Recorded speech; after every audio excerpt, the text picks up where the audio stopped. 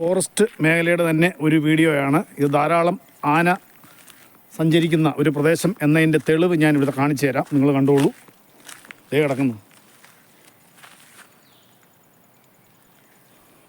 ആനയുടെ പിണ്ടം. അതെ, ഇതുകൂടാതെ തൊട്ട് ചേർന്ന് ഏതാണ്ട് ഒരു 25 അടി ദൂരത്തിൽ തന്നെ മറ്റൊരു പ്രദേശത്തും കിടപ്പുണ്ട്.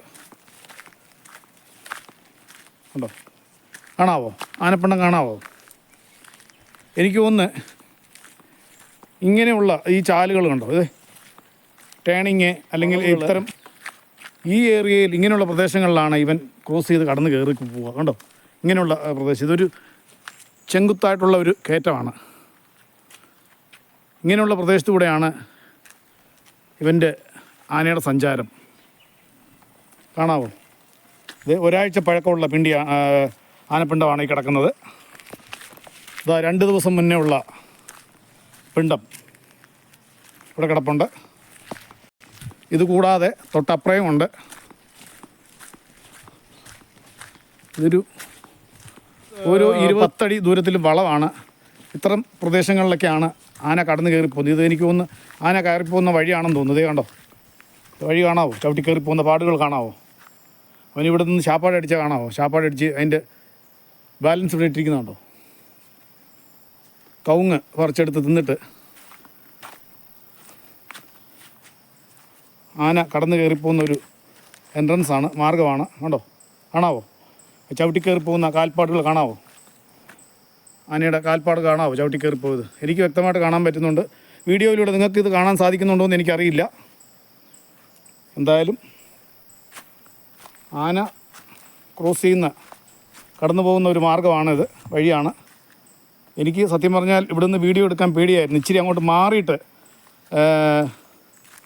നമ്മുടെ ഈ തൊഴിലുറപ്പ് പദ്ധതിക്കാരാണെന്ന് തോന്നുന്നു, അതോ ഫോറസ്റ്റിലെ താൽക്കാലിക ജീവനക്കാരാണോ എന്തോ എനിക്കറിയില്ല. ഒരു 4-5 പേര് ഇവിടെ പണിയെടുക്കുന്നുണ്ട്.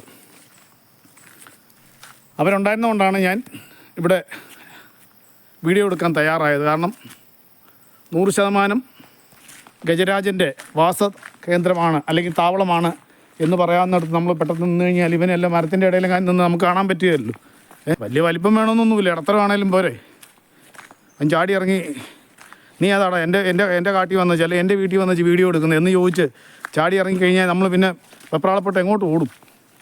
ഓടാനാകുമ്പോൾ അവൻ്റെ താവളമാണ്, അവനറിയാം കൃത്യമായിട്ട് ഇതിലേ പോകാം എങ്ങനെയാണെന്നൊക്കെ അവന് കൃത്യമായിട്ട് അവൻ്റെ വഴികളറിയാം, നമുക്കറിയാൻ പറ്റുകയല്ലോ.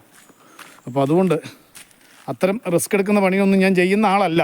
പക്ഷേ തൊട്ടടുത്ത് തന്നെ മനുഷ്യരുള്ളതുകൊണ്ട് ആ ഒരു ഇതുകൊണ്ട് ഈ കാടൊക്കെ തെളിച്ചിട്ടിരിക്കുന്ന മനുഷ്യരാണ്. അതെനിക്കൊന്ന് ഫോറസ്റ്റിലെ താൽക്കാലിക ജീവനക്കാരായിരിക്കുമെന്ന് എനിക്ക് തോന്നുന്നു.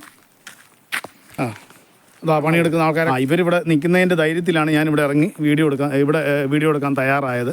അല്ലെങ്കിൽ ഗജരാജൻ്റെ താവളത്ത് ഞാൻ ഒരിക്കലും നിൽക്കത്തില്ല. ഞാൻ മുമ്പേ പറഞ്ഞ പോലെ ഇവൻ എതിലൂടെ നമുക്ക് നമ്മുടെ പെടലിക്ക് പിടിക്കുന്നത് അറിയാൻ പറ്റുകയില്ല. കണ്ടോ?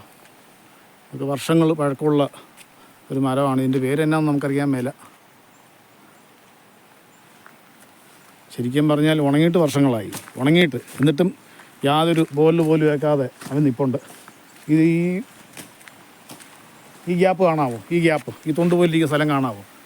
ഇങ്ങനെയുള്ള പ്രദേശത്തൂടെയൊക്കെയാണ് ആന കയറിപ്പോകുന്നതും ഇറങ്ങി വരുന്നതും. തൽക്കാലം ആന താവളത്തിൽ നിന്നും ആനത്താവളത്തിലെ വീഡിയോ ഇവിടെ പൂർണ്ണമാവുകയാണ്. മറ്റൊരു വീഡിയോയിലൂടെ നമുക്ക് വീണ്ടും കാണാം. നമ്മുടെ പരിപാടി കാണുന്ന പ്രേക്ഷകർ ലൈക്ക് ചെയ്യുക, ഷെയർ ചെയ്യുക, സബ്സ്ക്രൈബ് ചെയ്യുക. നന്ദി, നമസ്കാരം. Thank you.